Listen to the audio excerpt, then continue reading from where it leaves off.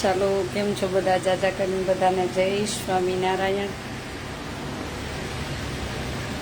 એક ખાસ લાઈવ એટલા માટે થઈ કે આપણે પેલા સુરત બેનને લેવા જવાના છે. એટલે અમે જો કે કાલે લગભગ બપોરે ત્યાં પહોંચી જશું. પેલા નર્મદા જશું, ત્યાં એક આશ્રમ છે ત્યાં. એટલે એને આસપાસમાં બહુ સ્લમ બહુ છે, એમ કે બહુ જ પરિસ્થિતિ ખરાબ છે. તો ત્યાં કપડાં આપશું નર્મદાને કાંઠે, પછી સુરત જાશું એ બેનને લેવા માટે. તો એ બેનની પરિસ્થિતિ મેં 2 દિવસ પહેલાં પોસ્ટ મૂકી હતી. ઘણા બધાએ જોઈ છે કે બહુ ખરાબ હતી પરિસ્થિતિ. 14 મહિનાનું ભાડું ચડી ગયું છે, એના મમ્મી પપ્પા ઓફ થઈ ગયા છે, અને હવે બેન કે મારે સેવા જ કરવી છે, મારા આગળ પાછળ બીજું કોઈ છે નહીં. તો એનું 20,000 ભાડું ભરવાનું છે. એનું કંઈક 36,000 ભાડું ચડી ગયું હતું, એમાંથી 20,000 ભાડું ભરવાનું છે. અને એને કંઈક 12,000 એડવાન્સ આપ્યા હતા જ્યારે સુરતમાં મકાન રાખ્યું. ત્યાંની શું સિસ્ટમ હોય મને નથી ખબર. અને પછી પેલા ભાઈ યારે જેનું મકાન છે એમની યારે વાત કરી, તો કે બેન મારી પરિસ્થિતિ બહુ એટલી બધી સારી નથી, નહીંતર હું ન લઉં.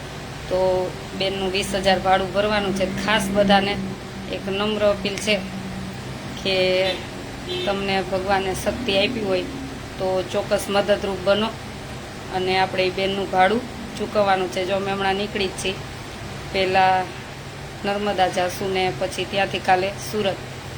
તો જેમને ભગવાને સક્ષમ કર્યા હોય તો 200, 500, 1,000, 2,000 જેને જે આપવું હોય તે, તો ચોક્કસ તમે ગૂગલ પે, ફોનપે, પેટીએમ કરી શકો છો અને સેવા આપી શકો છો. ભગવાનની સાક્ષીમાં જ લાઈવ કર્યું છે. જો ભગવાનની વિષ્ણુભાઈ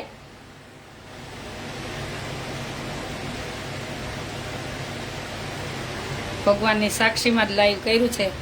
અને હું તમને Google pay, PhonePe, Paytm number આપું છું, એમાં જ નાખજો અને ચોક્કસ મદદરૂપ બનજો. ગૂગલ પેનો નંબર બોલો તો. એમાં છે ને બધા જે નાખે ને, ઓલા બેનનું દાન એક અલગ રાખો, એનો ગૂગલ પે બોલો તો number. 1 minute, Google pay number જો સાંભળજો. એમાં ગૂગલ પે, ફોનપે, પેટીએમ બધું છે ને. ગૂગલ પે, ફોનપે ને QR કોડ હે ને. ગૂગલ પે, ફોનપે બે કરી શકો છો. મદદરૂપ 200, 500 જે પણ તમને ભગવાનને સક્ષમ કર્યા ચોક્કસ આપજો. એ બેનનું 20,000 ભાડું ભરવાનું છે. નંબર બોલો તો. 98 એ નંબર ઉપર તમે ગૂગલ પે, ફોનપે, પેટીએમ કરી શકો છો. 98 249 50 510. બેન કેટલું દાન કરવું તમારી તમને શક્તિ હોય એટલે 1 રૂપિયો કરજો. તો કાલે આપણે એ બેનનું ભાડું ભરવાનું છે, અને પછી મકાન માલિકને મકાન સોંપી અને એ બેનને આપણા આશ્રમે લાવવાના છે, અને આશ્રમે સેવા કરશે અને ભગવાન વધશે. બસ એનો ધ્યેય જ છે કે બેન મને ભગવાન મળ્યા, બહુ આનંદ થયો. એ કે કેટલી ઘણી એ કે પાછા બેન કહેતાય નહોતા, પણ સાંખ્યોગી બેનને વાત કરી. સાંખ્યોગી બેને મને ફોન કર્યો રડતા રડતા. એની પરિસ્થિતિ બહુ, એટલે ઘણી વાર તો એ કે હું પાણી પીને સૂઈ જાઉં. કોને કહું?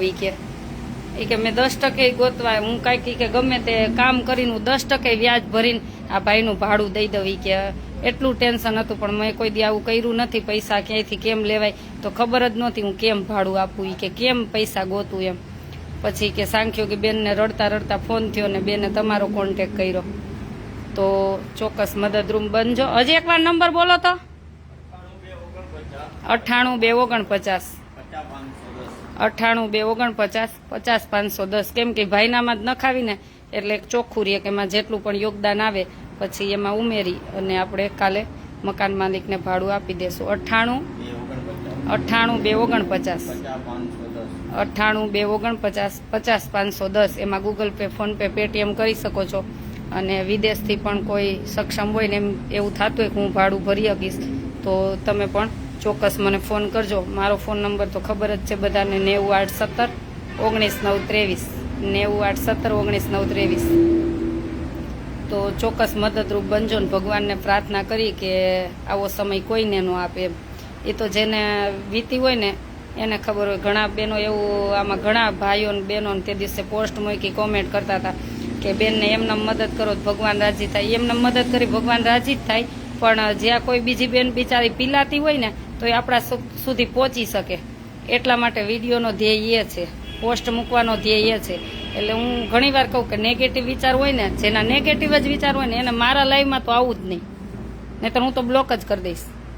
એટલે એ પરિસ્થિતિમાં તમે આવો ને તો તમને ખબર હોય, નહીંતર કોઈ દિવસ તમને ખબર ન પડે.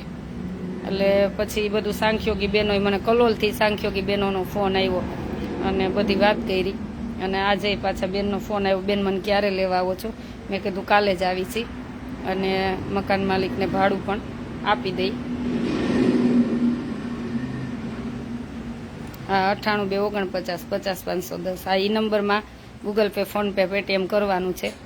એટલે એમાં જેટલું પણ યોગદાન આવે પછી એમાં ઉમેરી અને આપણે એ બેનને ભાડું ભરીને અહીં લાવીને મકાન માલિકને મકાન આપી દઈ. તો ચોક્કસ કાલે લગભગ બપોર સુધીમાં તો અમે સુરત પહોંચી જઈશું. અને ભગવાનને પ્રાર્થના કરી કે અખંડ દીવો જો અહીંયા ચાલુ જ છે કે આવી પરિસ્થિતિ કોઈને પ્રભુ ન આપે. તમે જે પણ આ બેનને મદદ કરશો ને ભગવાન બહુ રાજી થશે, એમ પ્રભુ બહુ જ રાજી થશે. કેમ કે કોઈના દુઃખમાં ભાગ લઈને તો ભગવાન રાજી થાય. એવું નથી કે તમે આમાં 2-3 હજાર નાખો, 5,000, તમારી શક્તિ હોય. 100 રૂપિયા, 200 રૂપિયા, 500 રૂપિયા તમારી ઈચ્છા હોય. આપણે કાલે અને બપોર સુધીમાં હું ત્યાં સુરત બપોર સુધીમાં પહોંચી જઈશ અને મકાન માલિકને 20,000 ભાડું આપણે આપવાનું છે.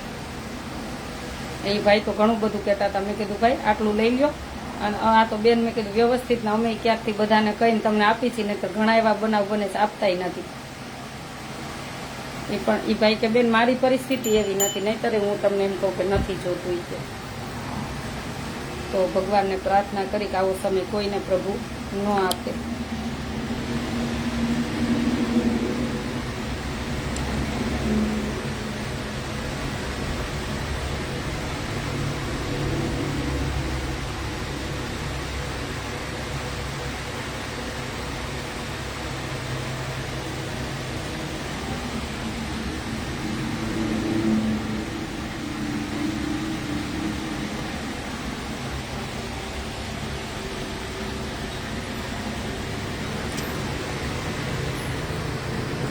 અને હંમેશા ઘરેથી કોઈ પણ કામે બહાર નીકળો ને તો ભગવાનને એટલું જ કહેવાનું, રાજી રહેજો, સાથે રહેજો ને રક્ષા કરજો.